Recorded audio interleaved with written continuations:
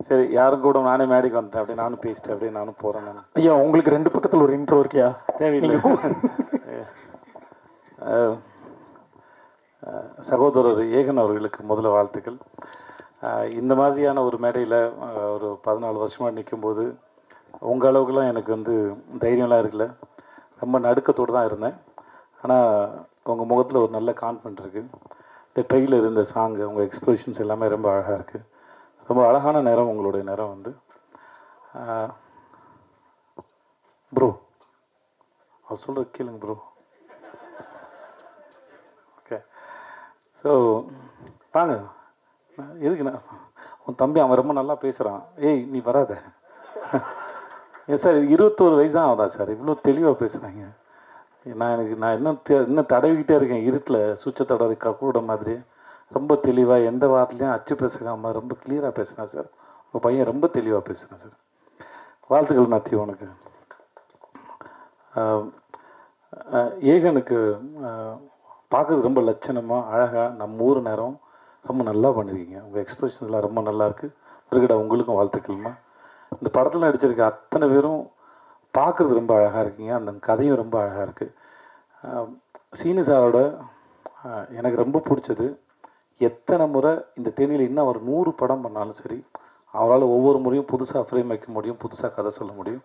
அதுதான் இயக்குனர் சீனிவாசன். கதை சொல்லும்போது அவர் எந்த ஃப்ரேம் வைக்கணும், எங்கே வைக்கணும், இது வரைக்கும் ஒரு நாள் கூட அவர் யோசிச்சோ தடுமாறியோ படப்படத்தோ நான் பார்த்ததே இல்லை.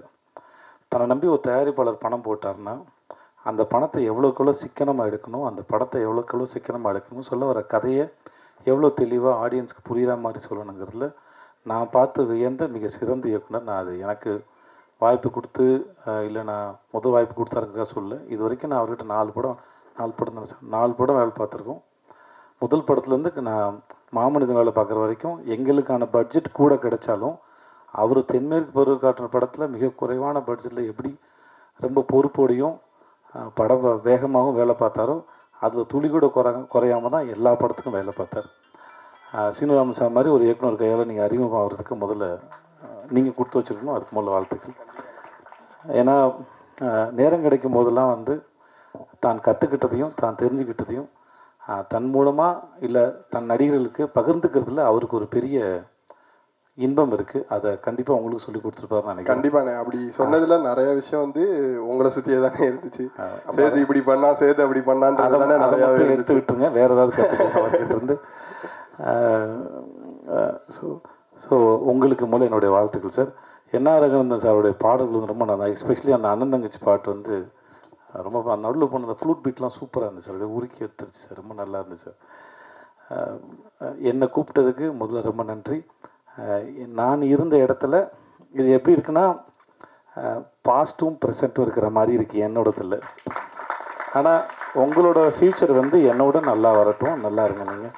ஸோ உங்களுக்கு சார் உங்களுக்கு நன்றி. சக்தி சினிமாஸுக்கு ரொம்ப நன்றி. நீங்கள் ஒரு படத்தை பார்த்து நீங்கள் இண்டஸ்ட்ரியில் இருக்கிற பெரிய நல்ல கிசு உங்களை பற்றி நீங்கள் ஒரு படத்தை ரசிச்சிட்டிங்கன்னா அந்த படம் மக்களும் ரசிப்பாங்கிறது தான். கில்லியவே ரீரிலீஸ் பண்ணி ஹிட்டு கொடுத்த மனுஷன் நீங்கள் தான் கில்லி எனக்கு தெரிஞ்ச வரைக்கும். உங்களுடைய சக்தி இந்த படத்தில் மொத்தமாக இறங்கட்டும். சக்தி ரொம்ப நன்றி உங்களுக்கு.